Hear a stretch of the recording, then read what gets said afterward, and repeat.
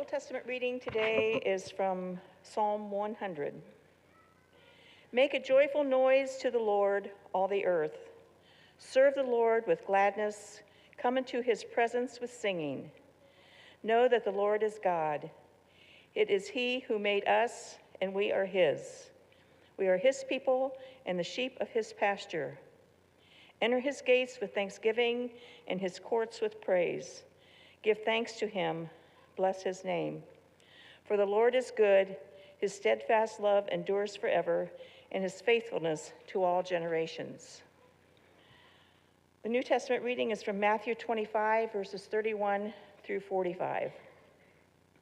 When the Son of Man comes in his glory, and all the angels with him, then he will sit on the throne of his glory.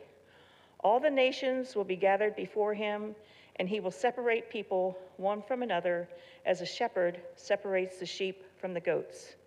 And he will put the sheep at his right hand and the goats at the left.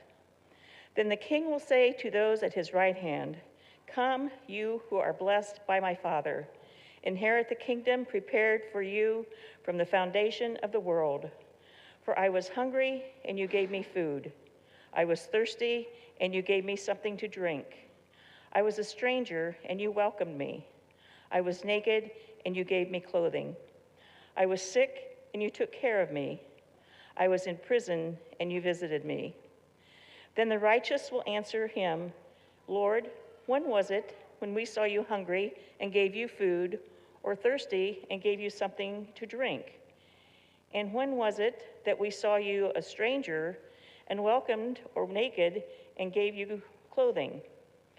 And when was it that we saw you sick or in prison and visited you?"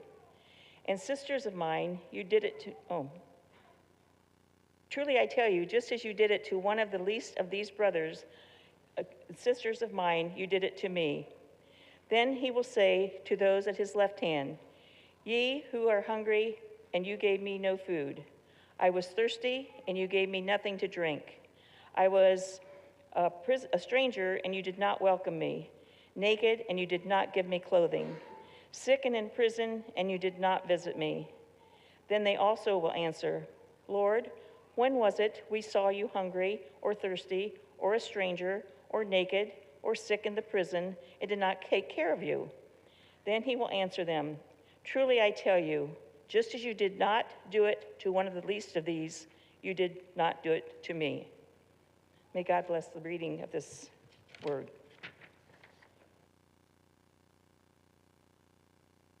Thank you so much, Betty, for reading. Thursday was Thanksgiving, followed by Black Friday. A lot of people put their Christmas decorations up on the day after Thanksgiving and the tree. Yesterday was the big game, and today we invite you to put our Christmas decorations up because you see the church is still empty. Why? Because today is Reign of Christ Sunday. As I was telling to the children, not the rain coming down, but R-E-I-G-N. And I was really pleased that Anna knows even a little other spelling or meaning of the word rain. What does it mean? First of all, the first Sunday, the last Sunday of the church year, we are not at Christmas yet. We are not even at Advent yet. We take it nice and slow, like you enjoy your Thanksgiving meal. Don't gobble it down, but every single bit. Tastefully just enjoying, we're taking it slow and just not rushing. We have time. We have lots of time till December 24 or December 25. So let's enjoy. Come with me on the long journey. So what is Advent? And what is Reign of Christ Sunday? Advent is 4 weeks before Christmas.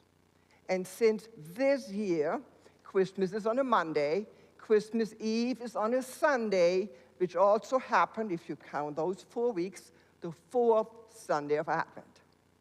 So the 4th Sunday of Advent is both Christmas Eve and the 4th Sunday of Advent.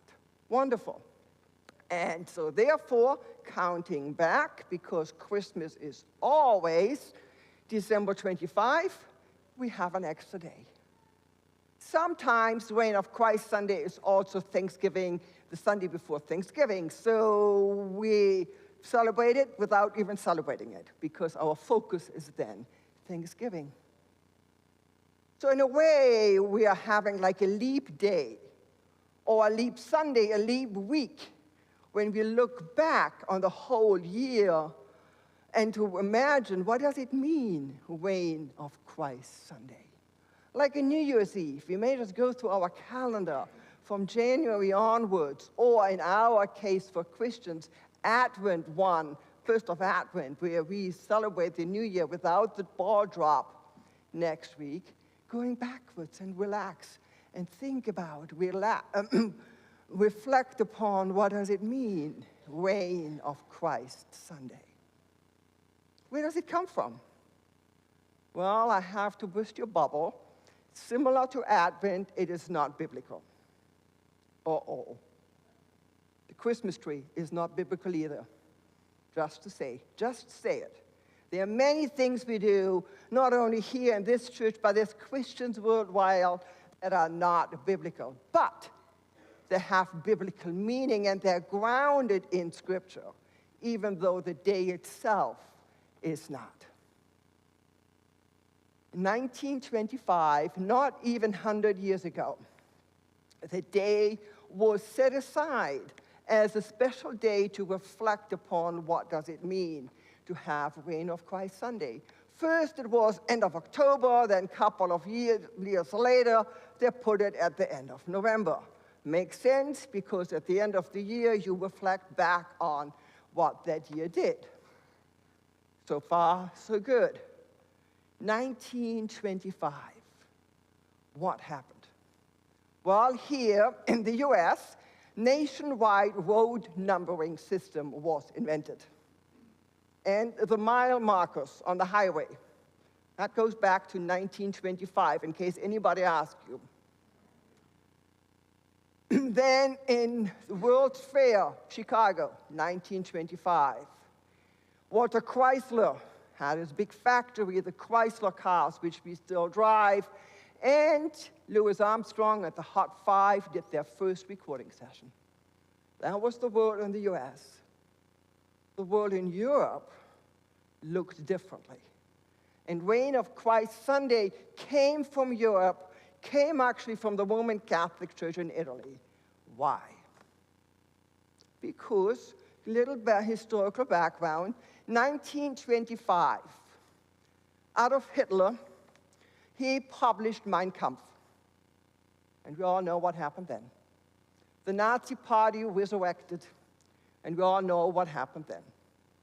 8 years before he came into power. Benito Mussolini was dictator in Italy. Joseph Stalin was dictator in Russia. And all these dictators coming up, popping up like popcorn. And then the church said, it is Reign of Christ Sunday. None of these dictators are in charge. But who do you pledge allegiance to? Who claims you?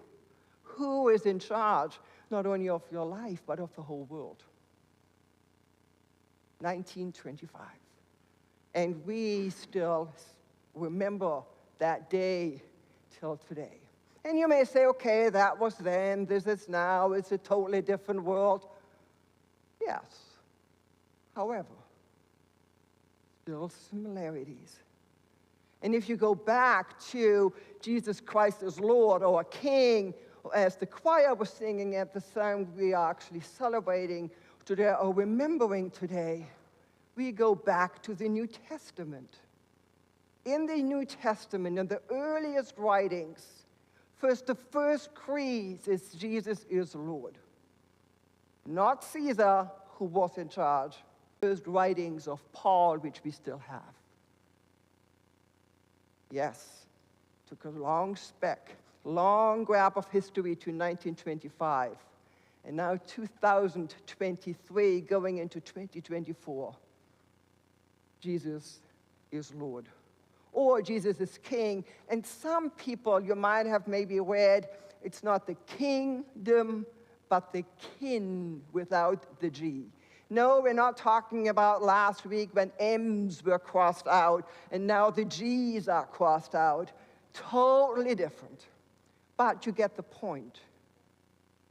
Some people talk about the kinship or the kingdom without the G. What has that got to do with anything, you might wonder?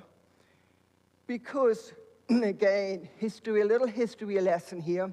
Julian of Norwich, medieval, beautiful mystic, she wrote that in the Middle English language, king comes from kind, not being kind as we pronounce it now, but in kinship.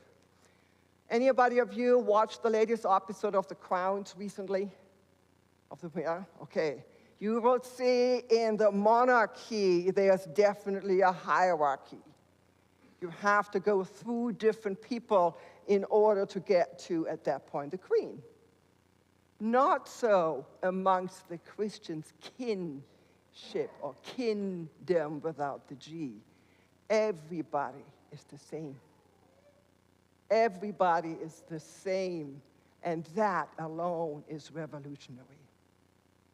Okay, long, big history lesson right here. What has it got to do with our scripture in Matthew 25? Matthew 25, the reading Betty to us, is very, very familiar. It is only here in this gospel that we have that story about the sheep and the goats. This is the last of 4 passages of end of time. And if you look at the Bible in Matthew 25, right after that comes Jesus' last week in Jerusalem. And we all know what happened then. Last week in Jerusalem is when we prepare for Good Friday and for Easter. And you may wonder, wait a minute, you just talked about Advent, about the baby being born. And now you talk about the last week. How has that got to do with anything? Are we not mixing up seasons of the year? No, because Advent is more than getting your Christmas decorations up and getting all the gifts wrapped. Advent is not only preparing for the first coming for the little baby to be born, but Advent also prepares us for the second coming and reminds us, excuse me, what it means where the baby ends up with. And we all know the story. And it's a reminder for us now when we reflect back on the last year. So we have a picture. It's the kingdom, and there are 2 lines, sheep and goat. Sheep and goat. It is like what you prefer, Pepsi or Coke, or dogs and cat, sheep and goats. You can just see, I can just see the lines on the sheep are the good animals, and the goats not. What has Jesus got against goats? Because he definitely doesn't like goats, according to this story. Why does Jesus not like goats? Well, I don't think that Jesus has anything against goats personally, because the meaning of goats is only mentioned one more time in the New Testament, in the Gospels. And we all know the story of the prodigal son. When he comes back home, and then there will be a big feast. And what are they going to have? Not turkey for Thanksgiving. They're having a goat. And we're not talking about an old goat. We're talking about a little kid, little baby goat. That's the kind of goat we're talking about here. So we have the sheep and the goat. Again, I don't think anything to do against one animal over the other animal, because the farmer or the shepherd had both of them together. It's not a discrimination against anybody who has goats, against goat milk, goat cheese, or anything else. Because this is a parable. And the parable goes deeper. Anybody of you having had any Advent calendars for your kids, maybe, with the little chocolates? Yeah? every single day you open a door. A parable is like an advent calendar. You see the beautiful picture on the outside, and you can say, oh, that is nice, and they hang it on the wall. No, you have to open each and every door to get the chocolate out. The chocolate, the behind the picture, is what's important. So the parable is getting the chocolate out, not just worrying about the sheep and the goat. So what is the chocolate? What is behind the doors? What is behind the parable in this story? For me, it is, what does it mean to follow Christ? We don't have special clothing to set us apart from anybody else out in the world. Some of us may wear necklaces, which is fine, but you have to be really close to see it.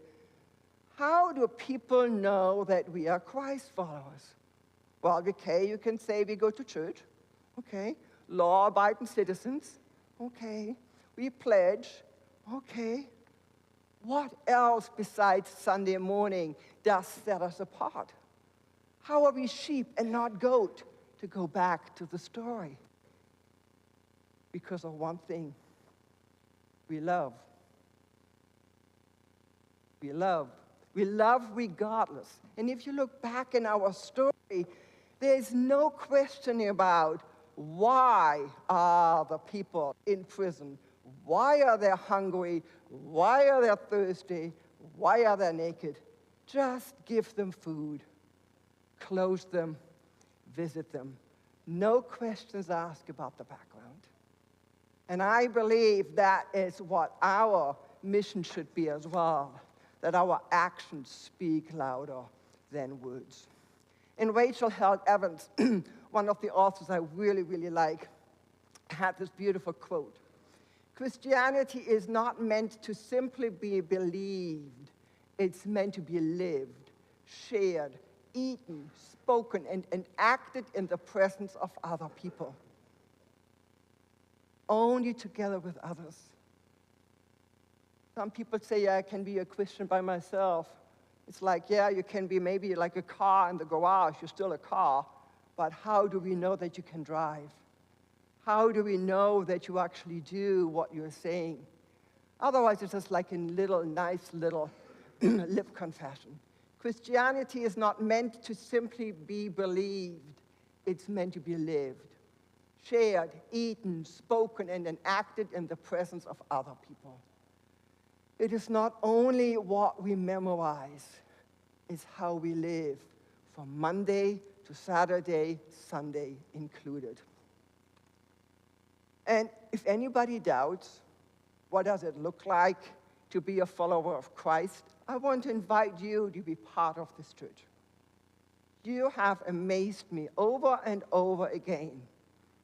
How you feed, how you clothe, how you visit, how you house, and how you are showing Christ's love to others. Experience us and experience the difference we can make. It might be for one family, and you might not think that this is much, but for that family, it means the world. Our job is not to judge why or if these people are worthy our love. Our job is to love. That's simple. Love God and love other people. The last quote I want to give to you is by Thomas Merton. Thomas Merton is a Christian mystic, and he writes, our job is to love others without stopping to inquire whether or not they are worthy. That is not our business. And in fact, it is nobody's business. What we are asked to do is to love.